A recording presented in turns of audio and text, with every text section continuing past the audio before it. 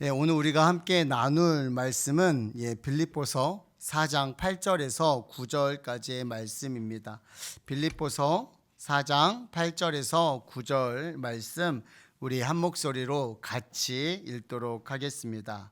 끝으로 형제들아, 무엇이든지 참되며 무엇이든지 경건하며 무엇이든지 옳으며 무엇이든지 정결하며 무엇이든지 사랑받을 만하며 무엇이든지 칭찬받을 만하며 무슨 덕이 있든지 무슨 기림이 있든지 이것들을 생각하라. 너희는 내게 배우고 받고 듣고 본 바를 행하라. 그리하면 평강의 하나님이 너희와 함께 계시리라. 아멘. 성도의 한결같은 기준이라는 제목으로 하나님의 말씀을 함께 나누려고 합니다. 오늘 말씀은 제가 정말로 좋아하는 말씀 중에 하나입니다. 저는 요즘도 이 말씀을 가지고 제 자신을 돌아보고 이 말씀대로 살고 싶어서 기도의 제목으로 삼기도 합니다. 그래서 이렇게 기도합니다. 하나님, 무엇이든지 참되고 무엇이든지 경건하며 무엇이든지 옳으며 무엇이든지 정결하며 무엇이든지 사랑받을 만하며 무엇이든지 칭찬받을 만한 목회자가 되게 하시옵소서. 그렇게 살게 해 주시옵소서라고 기도합니다.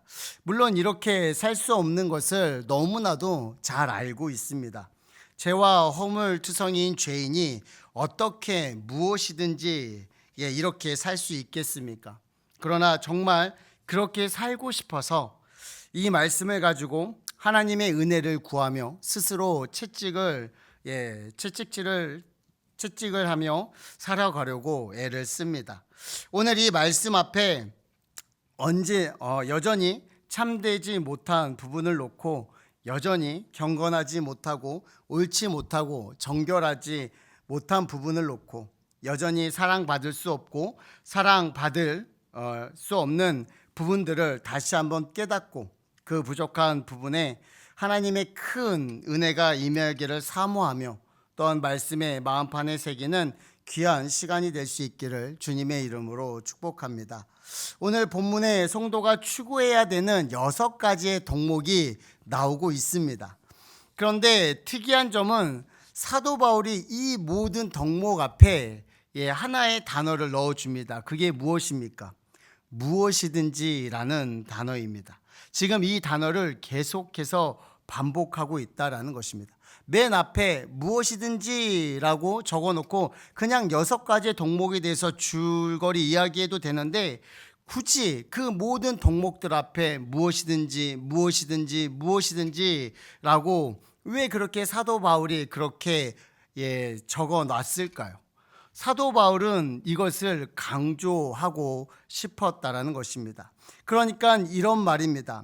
우리가 참되어야 할 때 참되고 경건해야 할 때 경건하는 것, 그것은 어렵지 않습니다. 그런데 무엇이든지 참되고 무엇이든지 경건하게 사는 것은 결코 쉽지 않다라는 것입니다. 우리가 사랑받을 만한 일, 칭찬받을 만한 일은 열심을 누구든지 낼 수 있습니다. 그러나 무엇이든지 사랑받을 만한 일, 그리고 칭찬받을 만한 일을 한다는 것은 결코 쉽지 않다라는 것입니다. 그러나 하나님의 백성들은 어디 있든지 무엇을 하든지 누구를 만나든지 누구와 함께 하든지 그 상황과 조건에 상관없이 무엇이든지라는 목표를 세우고 자기 자신에 대해서 엄격한 기준을 가지고 살아가야 한다라는 것입니다.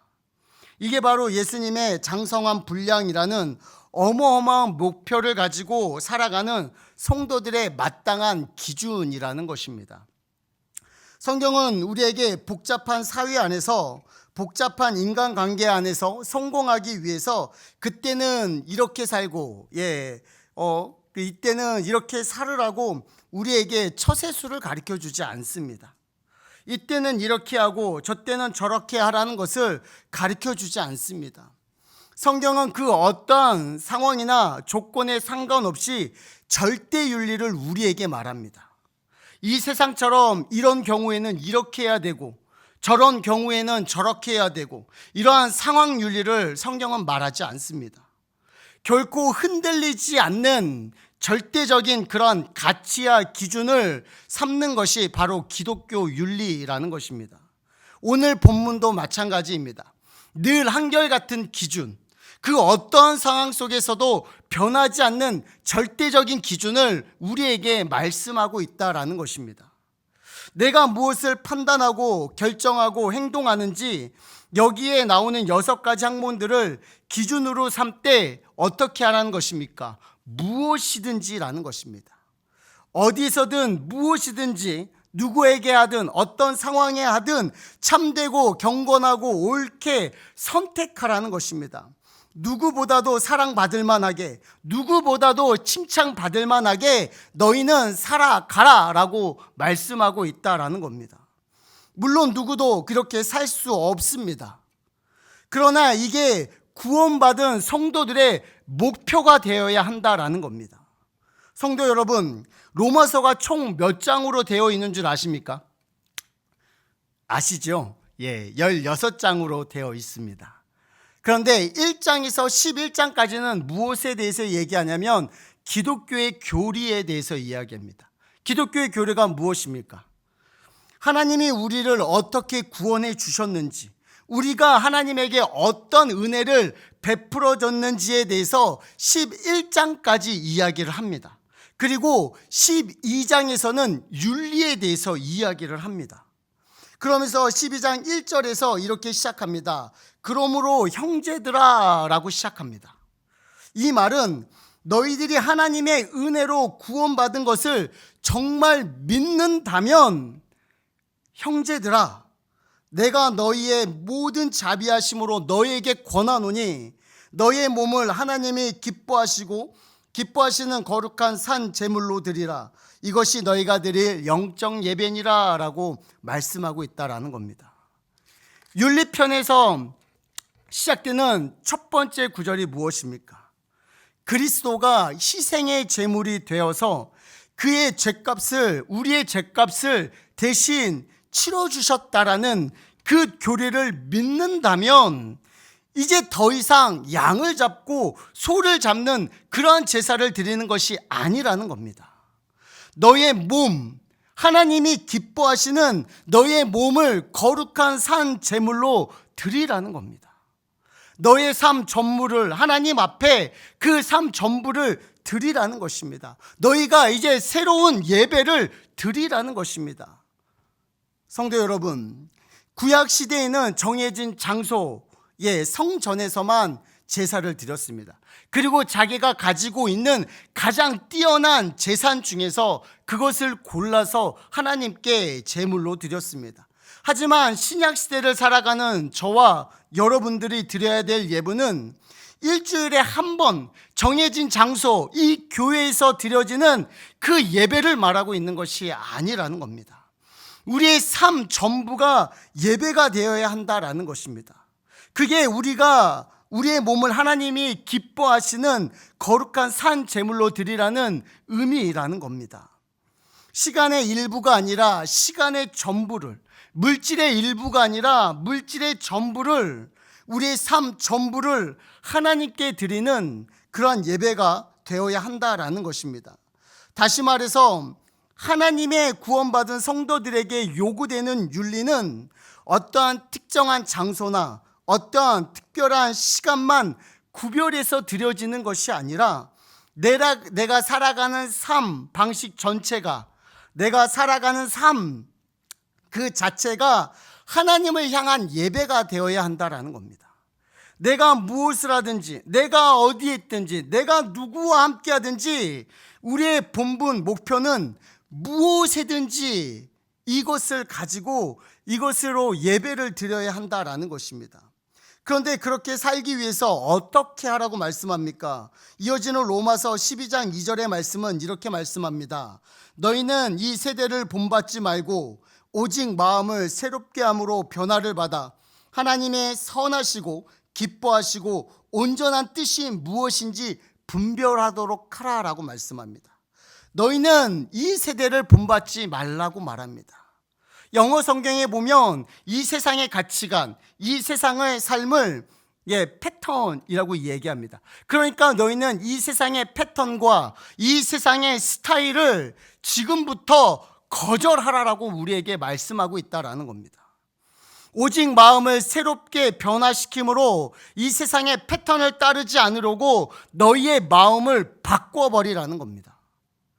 그리고 이렇게 이 세상의 패턴을 따르지 않기 위해서 너희의 마음을 바꿔먹은 다음에 하나님이 선하시고 기뻐하시고 온전한 뜻이 무엇인가를 분별하라라고 말씀하고 있는 겁니다. 오늘 본문 빌립보서 4장 8절에 맨 마지막에 있는 표현에 의하면 이것들을 늘 생각하면서 살라는 것입니다. 무엇이든지 무엇을 하고 누구와 함께 어디에 있든지 모든 상황과 모든 조건과 모든 시간 속에서 하나님의 선하시고 기뻐하시고 온전한 뜻이 무엇인가를 너희는 분별하라라는 것입니다. 그리고 이어지는 로마서 12장 3절 말씀도 같습니다. 내게 주신 은혜로 말미암아 너희 각 사람에게 말하노니 마땅히 생각할 그 이상의 생각을 품지 말고 오직 하나님께 각 사람에게 나누어 주신 믿음의 분량대로 지혜롭게 생각하라 라고 말씀합니다. 오늘 본문 빌립보서 4장 8절에도 무엇이든지 참되고 옳고 경건하고 정결한 것인지 무엇이든지 사랑받을 만하고 칭찬받을 만한 것인지 늘 생각하라는 겁니다.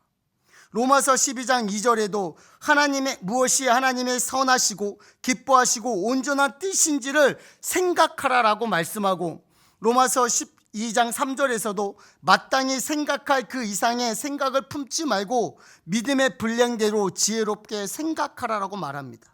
그러니까 구원받은 성도들이 이 세상을 어떻게 살아가라라고 이야기합니까? 생각하면서 살아가라라는 것입니다. 무엇이 참되고 무엇이 옳고 무엇이 정결한 것인지를 늘 생각하고 무엇이든지 하나님의 선하시고 기뻐하시고 온전한 뜻인지를 생각하고 마땅히 생각할 그 이상의 생각을 품지 말고 믿음의 분량대로 지혜롭고 생각하며 살아가라는 것입니다. 이 세상의 패턴과 스타일을 따르지 않기 위해서, 즉 이 세상을 본받지 않기 위해서 우리가 무엇을 해야 한다라는 것입니까? 늘 생각해야 한다라는 것입니다. 어떻게 해야 하나님의 말씀대로 살아갈 수 있는지를 늘 생각하라고 말씀하고 있다라는 것입니다. 그러면서 사도 바울은 로마서 12장 중간부터 인간관계에 대해서 쭉 열거합니다. 그런데 구원받은 성도들은 어떠한 인간관계를 맺으며 살아가야 된다라고 말하냐면 무엇이든지라는 이 기준을 가지고 살아가라고 말씀하고 있습니다. 12장 7절에 아무에게도 악을 악으로 갚지 말고 모든 사람 앞에 선한 일을 도모하라. 18절에 할 수 있거든 너희로서 모든 사람과 더불어 화목하라 라고 말씀합니다. 이 구절은 빌립보서 4장 8절에 나오는 무엇이든지라는 그 기준이 인간관계에서도 어떻게 적용되어지는지를 우리에게 보여주고 있는 것입니다. 아무에게든 모든 사람 앞에서 모든 사람에게 너희는 이렇게 하라라고 말하고 있습니다. 어떻게 말합니까? 아무에게도 악을 악으로 갚지 말라라고 말합니다. 나를 힘들게 하는 어떤 사람에게 악으로 갚지 말라라고 이야기하는 겁니다. 네, 여기 결혼하신 분들이 몇 안 되는데요. 이런 겁니다. 자녀들이 나를 굉장히 힘들게 합니다. 내 자녀가 힘들게 해요. 그런데 어떻게 합니까? 내가 내 자녀를 악으로 다스립니까? 그렇지 않다라는 것입니다. 그러니까 지금 이렇게 말하는 것입니다. 아무에게도 너희는 절대로 악을 악으로 갚지 말라라는 겁니다. 모든 사람 앞에서 선한 일을 도모하라는 겁니다. 그 누구도 예배 없이 그 사람이 내게 어떠한 사람이든지 모든 사람에게 선한 일을 행하라는 겁니다. 모든 사람과 더불어 화목하라라고 말합니다. 이게 얼마나 힘든 일입니까? 그런데 구원받은 성도들은 반드시 모든 사람과 화목해야 한다라고 말씀하는 겁니다. 그러니까 어떠한 경우에도 또한 어떠한 상황에도 그 누구에게도 구원받은 성도들에게는 일관되게 붙여지는 것이 있는데 그게 무엇입니까? 그것은 사랑받을 만해서 사랑하는 것이 아닙니다. 도저히 사랑할 수 없는 사람인데도 사랑하는 것입니다. 화목하게 지내고 싶은 마음이 생길 때만 화목하게 지내는 것이 아니라 도저히 내 마음이 움직이지 않아도 언제든지 화목하게 하려고 애쓰면서 살아야 한다라는 겁니다. 그런데 성도 여러분, 이게 과연 우리의 삶 가운데서 가능한 삶의 패턴이고 그리고 스타일입니까? 힘듭니다. 저도 할 수 없습니다. 그런데 성도 여러분, 이게 불가능하다라고 해서 야, 이걸 어떻게 이렇게 살아? 이러고 못 살아? 하고 이것을 포기해버리면 어떻게 되는 겁니까? 이 말씀은 더 이상 이루어질 수 없는 말씀이 되는 것입니다. 그래도 이 말씀에 순종하려고 하나님에게 은혜를 구하면서 정말 그렇게 씨름하기 시작하면 닫혀져 있던 우리의 마음이 열리기 시작한다라는 겁니다. 상황과 조건과 상관없이 영원히 변함없이 지켜야 될 덕목이라고 하나님이 말씀하시면 오늘 말씀대로 무엇이든지 참되고 무엇이든지 경건하고 무엇이든지 옳고 무엇이든지 정결하고 무엇이든지 사랑받을 만하고 무엇이든지 칭찬받을 만한 사람이 되려고 하나님께서 말씀하셨다면 우리는 이렇게 해야 된다라는 겁니다. 네, 하나님, 제가 그렇게 살겠습니다. 그런데 저는 그렇게 살 수 없습니다. 그러니 제가 그렇게 살 수 있는 힘과 능력을 주시옵소서라고 우리는 그렇게 기도하고 시작해야 한다라는 겁니다. 정말 여러분들에게 그러한 결단이 있기를 주님의 이름으로 축복합니다. 악한 본성에 사로잡힌 죄인들은 오히려 반대로 살아가려 합니다.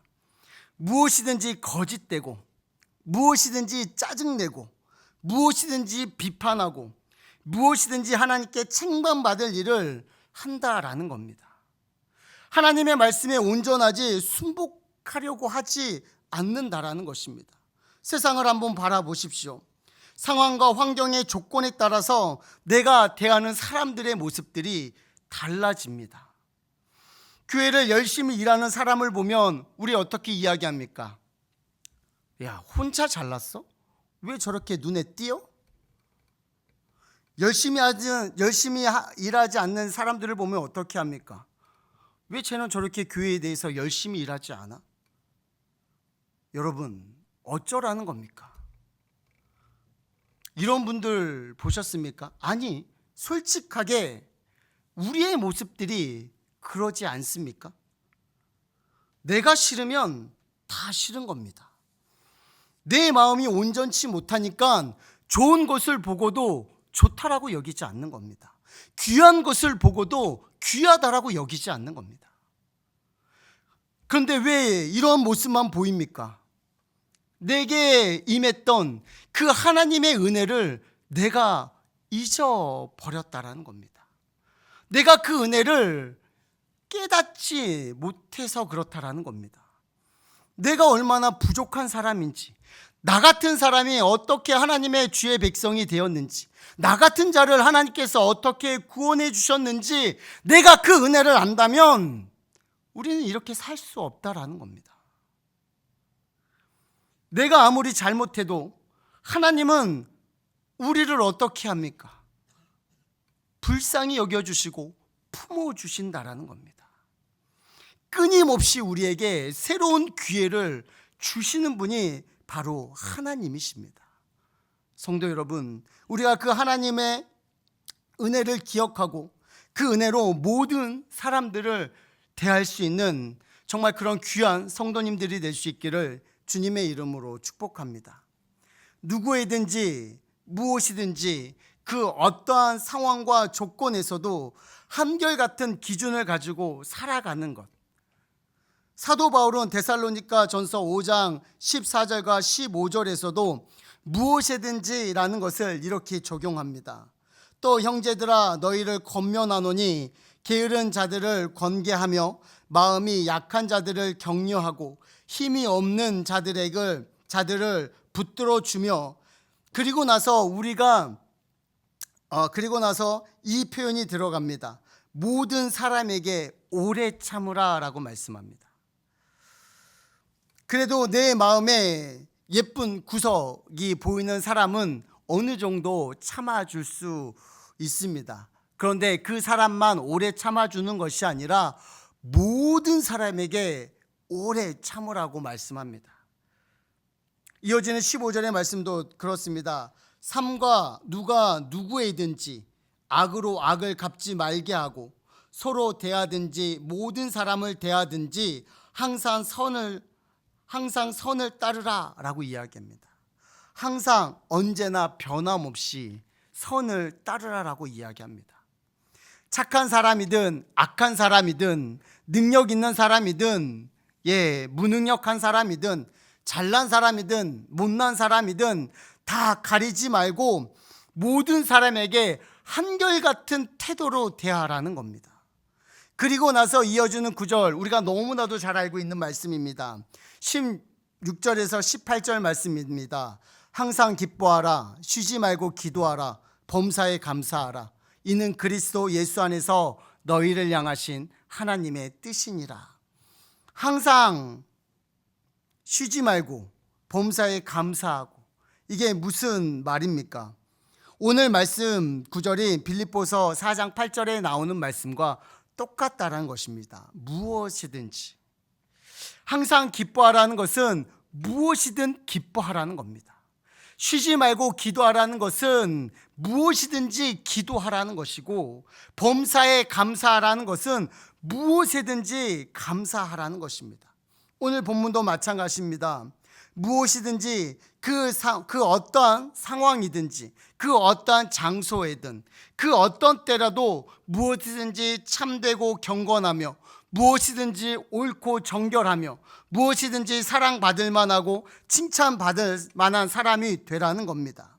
이러한 상황에서는 이렇게 하고 저런 상황에서는 저렇게 하고, 이 사람을 만나면 이렇게 하고 저 사람을 만나면 저렇게 하고, 여기 있을 때는 이렇게 하고 저기 있을 때는 저렇게 하고, 누가 보이면 이렇게 하고 누가 안 보이면 저렇게 하고, 이런 것이 아니라는 겁니다. 그 어떠한 상황, 그 누구를 만나도 언제나 일관되게 붙들고 살아야 한다라는 것입니다. 결코 살아가는 것이 녹록지 않은 이 세상에 우리가 살아가고 있기 때문에 그래도 우리는 생각합니다. 처세술을 잘 배워야 우리의 인생이 편할 거라고 생각합니다. 그래서 그때마다 처신을 잘하는 것을 우리는 그것을 보고 지혜롭다라고 우리는 생각하고 말한다라는 것입니다. 성도 여러분, 그런데 그렇게 사는 것이 오히려 더 힘들다라는 겁니다. 최소한 성도에게는 그렇게 사는 것이 더 어려워야 한다라는 겁니다. 만만하지 않은 세상이기 때문에 어떻게 해야 하는 것입니까? 하나님의 은혜를 힘입고 살아가야 한다는 것입니다. 아무리 세상이 바뀌고 상황이 바뀌고 조건이 바뀌어도 그리스도인들은 마땅히 지켜야 할 거룩한 품격을 지키고 살아가야 한다는 겁니다. 하나님을 전심으로 사랑하고 내 이웃을 내 몸과 같이 사랑하고 누구든지 용서하고 누구든지 축복할 수 있는 그 거룩한 성도의 삶, 그런 거룩한 품격, 그런 거룩한 윤리가 우리 안에 있어야 한다는 겁니다. 이 세상의 상황 윤리와 현격하게 구분되어지는 그 절대 윤리를 가지고 이 땅에 구원받은 성도들에게만 그 거룩한 구별됨으로 드려지는 삶을 살 수 있기를 주님의 이름으로 축복합니다. 오늘 이 시간에 우리가 본문에 나오는 6가지의 그 기준들을 다 살펴보면 좋겠지만 시간 관계상 2개만 살펴보려고 합니다. 첫 번째로 무엇이든지 참되고라는 것입니다. 여기 참되다라는 말은 헬라어로 진실, 진리라는 뜻을 가지고 있습니다. 그러니까 구원받은 성도들은 언제나 거짓이나 속임수 없는 진실한 사람이어야 한다라는 겁니다. 우리가 추구의 덕목 중에서 그 가장 기초가 되고 이 땅을 살아가면서 가장 중요하고 능력이 되는 성품이 있다면 바로 이 진실됨이라는 겁니다. 진실됨, 이처럼 능력 있는 게 없습니다.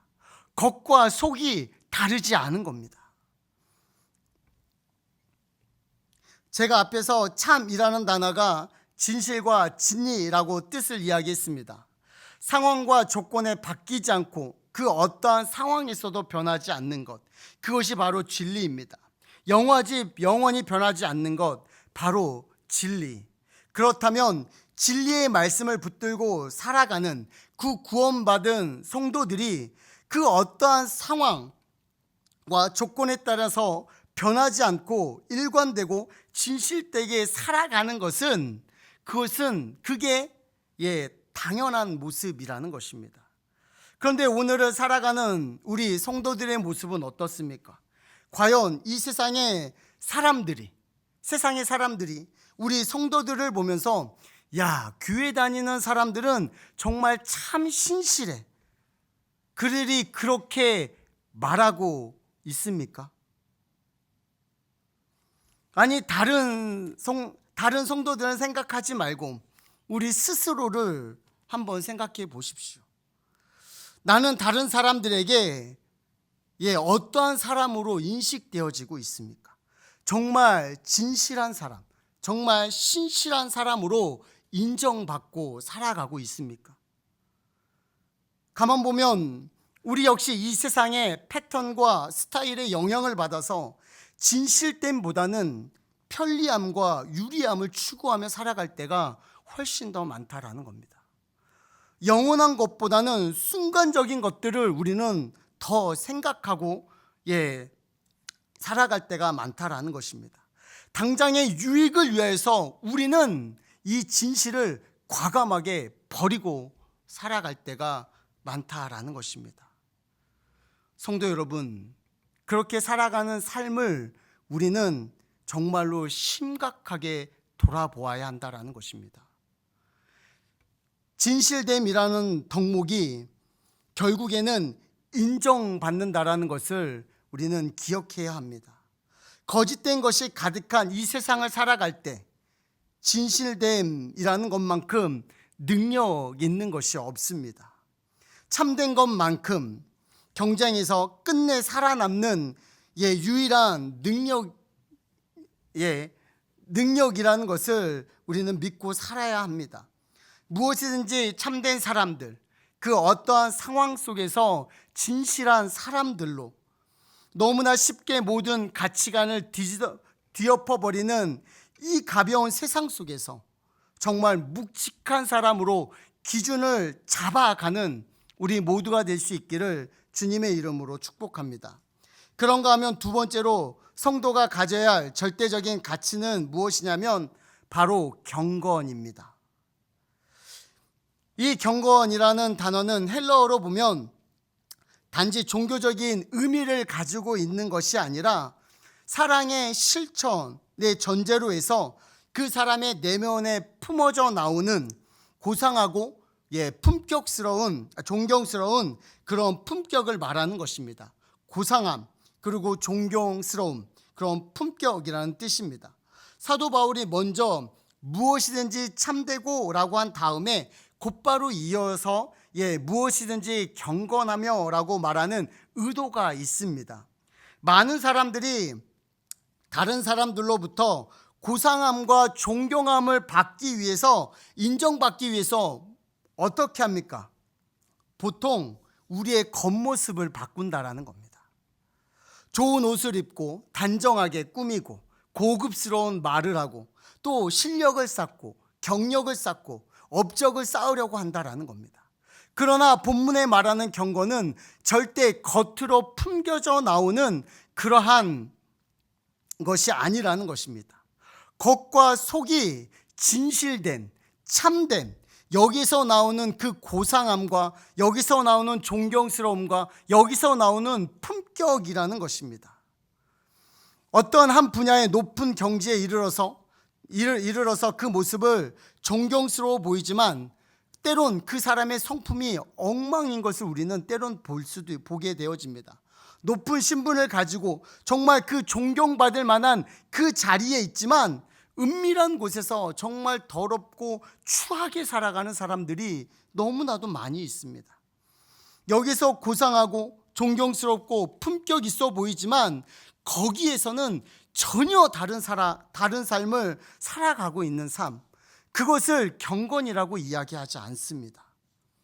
가끔 제 자신을 포함해서 이 땅을 살아가는 성도들의 모습을 보면 이름은 성도, 무슨 뜻입니까? 거룩하고 경건한 무리들입니다. 때로는 다른 종교를 믿는 사람들보다 더 천박하게 보일 때가 있다라는 것입니다. 어쩌면 그래서 기독교 있는 사람들이 천주교나 불교로 이동하고 있는 분들이 또한 있는지도 모르겠습니다. 그러나 구원받은 사람들은 절대로 천박한 사람들이 아닙니다. 고상하고 존경스럽고 품격 있는 사람들이라는 것입니다. 너무나 존귀하신 하나님을 섬기는 사람들이 바로 성도들인데 왜 우리가 이 세상 사람들에게 천박하고 또 속물 같다라는 그런 말을 우리가 왜 들어야 합니까? 그리스도인들은 그 내면에 풍겨져 나오는 그 고상함, 존경스러움, 품격을 드러내야 하는 사람들입니다. 단지 외모에서 나오는 그러한 존경스러움과 고상함이 아닙니다. 성도 여러분, 그것을 성경에서 외식이라고 말씀하고 있는 겁니다. 오늘 8절의 말씀에서도 참되고 그 다음에 나오는 경건, 그 심령 중심부에 나오는 정말 가공되지 않는 그 존경스러움과 그 고상함과 그 품격, 성령 하나님이 내 안에 내주하고 계시다라는 정말 성전된 그리스도에게는 반드시 이 경건함이 있어야 한다라는 것입니다. 사랑하는 성도 여러분, 무엇이든지 경건하시기를 바랍니다. 누가 봐도 언제 봐도 이 세상에 그 어떤 사람이 봐도 비교할 수 없는 그 존경스러움과 그 고상함, 그 품격을 드러내며 하나님이 이 나라를 어떻게 다스리고 있는지, 이 세상을 우리의 삶으로 드러낼 수 있는 정말 그런 고귀한 존귀한 여러분들이 될 수 있기를 주님의 이름으로 축복하며 말씀을 마치도록 하겠습니다. 그 말씀을 다시 한번 돌아보는데, 성도 여러분, 무엇이든지 그리고 어디에서든지 누구에게든지입니다. 하나님이 우리를 자기 아들의 생명값으로 살려놓고 기대하신 것은 예수님 안에 있었던 그 참됨과 그 진실함이 우리를 통해서 드러나는 것입니다. 예수님을 만났던 모든 사람들이 경험했던 그 경건함, 그 존경스러움과 그 고상함이 우리의 삶에서 드러나는 것입니다. 우리 성도들은 무엇이든지 어디에서든지 누구에게든지 선을 행하며 살아가는 사람들입니다.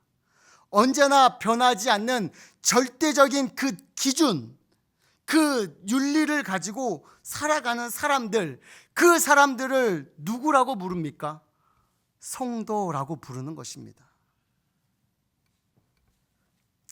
그 어떤 상황 속에서도 한결같은 모습으로 참되고 경건하고 옳고 정결하고 사랑받을 만하고 칭찬받을 만하게 살아서 하나님의 사람이 이 세상 사람들과 얼마나 다르다라는 것을 정말 드러내며 사시기를 원합니다. 단지 겉으로 드러나는 행위로가 아니라 내 내면의 생각과 태도와 그 자세까지도 참되고 경건하고 옳고 정결하고 사랑받을 만하고 칭찬받을 만한 사람으로 정말 품격 있고 고상한 그런 인생들로 하나님의 이름을 영광 돌릴 수 있는 귀한 여러분들이 될 수 있기를 주님의 이름으로 축복하며 우리 기도하도록 하겠습니다.